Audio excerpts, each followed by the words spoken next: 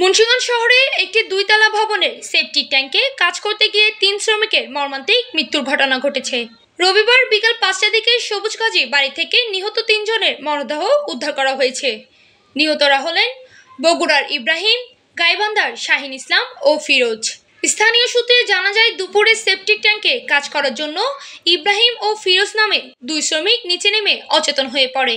2 জনেই উঠে না আসলে পরবর্তীতে অপর শ্রমিক শাহিন তাদের উদ্ধারে সেপটিক ট্যাঙ্কে নামে। এই সময় তারা 3 জনেই অচেতন হয়ে পড়ে। পরে ফায়ার সার্ভিস 3 জনের মরদেহ উদ্ধার করে। মুন্সিগঞ্জ ফায়ার সার্ভিসের উপসহকারী পরিচালক মোহাম্মদ শফিকুল ইসলাম জানান, খবর পেয়ে তাৎক্ষণিক ঘটনাস্থলে পৌঁছে উদ্ধার অভিযান শুরু করা হয়। সেপটিক ট্যাঙ্কের ঢাকনা বন্ধ থাকার সেখানে কার্বন মনোক্সাইড জমা হতে পারে, যে কারণে এই 3 শ্রমিকের মৃত্যু হয়েছে এই বলে প্রাথমিকভাবে জানান তিনি।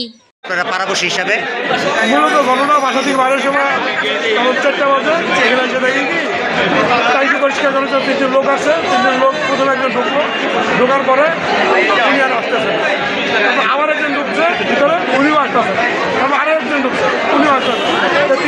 যখন 3জন না আসার কারণে প্রায় আধা ঘন্টা সময় পার হয়ে গেছে।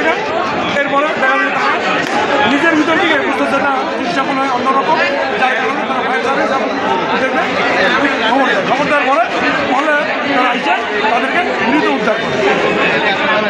মুন্সিগঞ্জ প্রতিনিধি আনিসুর রহমান ডলের পাঠতথ্য ভিডিও চিত্রে PIB 71 টিভি।